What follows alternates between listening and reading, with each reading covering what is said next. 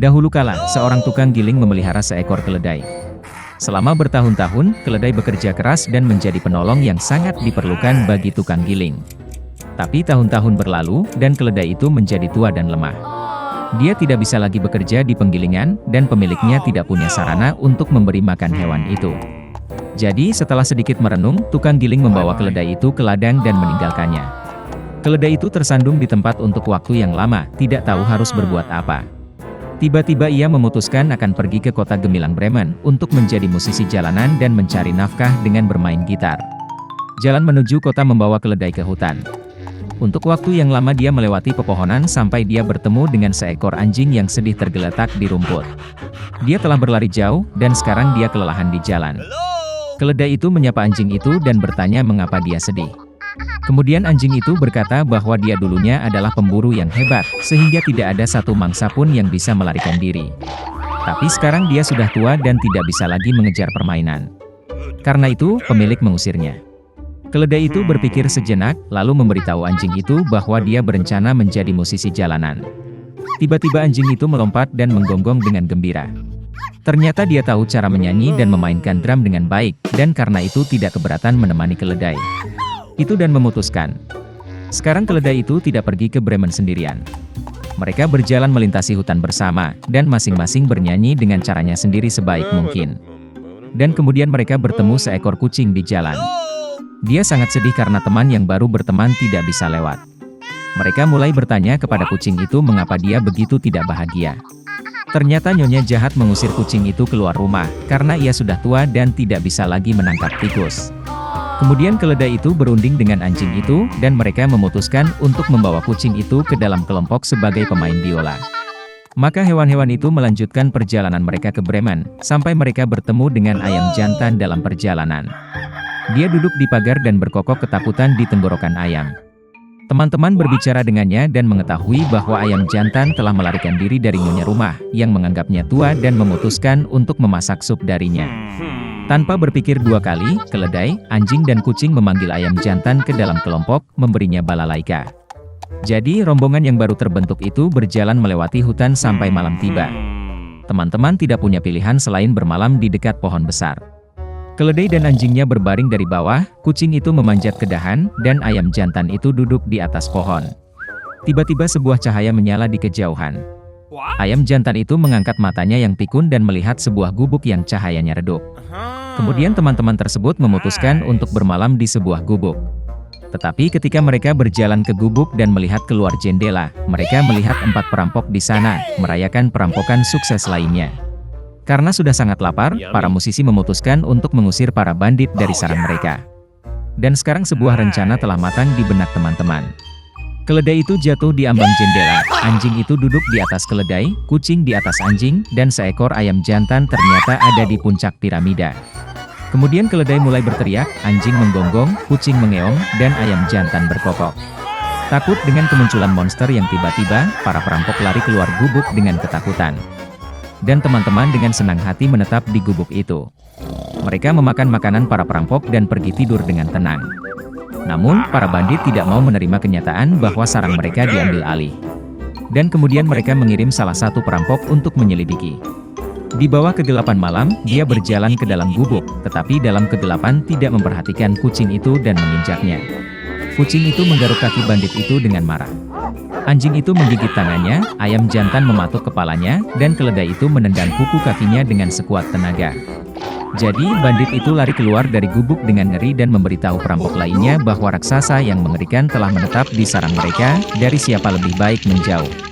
Sejak saat itu, tidak ada yang mengganggu teman-teman di rumah hutan. Mereka hidup damai dan harmonis dan menyebut diri mereka musisi kota Bremen. Suatu hari, semua hewan di peternakan dibiarkan tanpa makanan. Kemudian seekor ayam betina kecil memutuskan untuk pergi ke ladang dan mencari sesuatu untuk dimakan. Sedih rasanya berjalan sendirian, jadi ayam betina pergi ke sapi dan mengajaknya jalan-jalan bersama. Tetapi sapi itu tidak mau pergi kemana-mana, dan karena itu berkata bahwa dia sangat kepanasan dan dia akan tetap di peternakan. Kemudian ayam pergi ke babi, tetapi dia tidak ingin meninggalkan genangan airnya yang sejuk. Jadi, ayam itu memutuskan untuk meminta bantuan anjing itu, tetapi dia ingin tetap tinggal di kamarnya.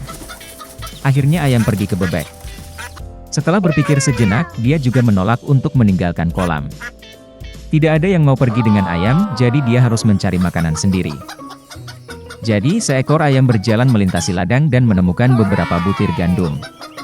Dengan gembira, dia kembali ke pertanian dan memutuskan untuk menanam benih yang dia temukan. Si ayam mengira bahwa teman-temannya bisa membantunya. Dia menunjukkan biji-bijian kepada sapi dan menawarkan untuk menanamnya bersama. Tapi sapinya masih sangat panas. Kemudian ayam itu naik ke babi, tetapi dia menolak untuk membantu. Jadi, ayam itu beralih ke anjing itu, tapi dia tidak mau meninggalkan biliknya. Ayam terakhir meminta bantuan kepada bebek, tetapi dia memutuskan untuk tetap tinggal di kolam favoritnya. Dan ayam itu harus menanam bijinya sendiri. Minggu-minggu berlalu, hujan mulai turun, dan benih bertunas. Akan ada gunanya menyiangi mereka.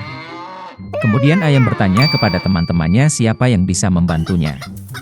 Sapi itu berkata hari ini hujan. Babi tidak mau bergerak. Anjing itu takut kotor, dan bebek itu mengeluh tentang kesehatannya. Dan lagi-lagi ayam itu harus melakukan semuanya sendiri. Ayam kecil merah menyiangi tempat tidur sendirian.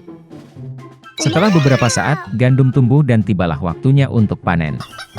Kemudian ayam itu mengajak teman-temannya untuk mengumpulkan gandum bersama. Tapi sapi itu sangat sibuk. Babi tidak mau keluar dari genangan airnya. Anjing itu bersembunyi di biliknya, dan bebek itu sama sekali tidak mendengarkan ayam. Jadi ayam merah kecil itu bekerja sampai malam tiba. Dia memanen gandum, telinga demi telinga. Akhirnya, tibalah waktunya untuk mengubah biji-bijian menjadi tepung. Ayam itu kembali pergi meminta bantuan dari teman-temannya.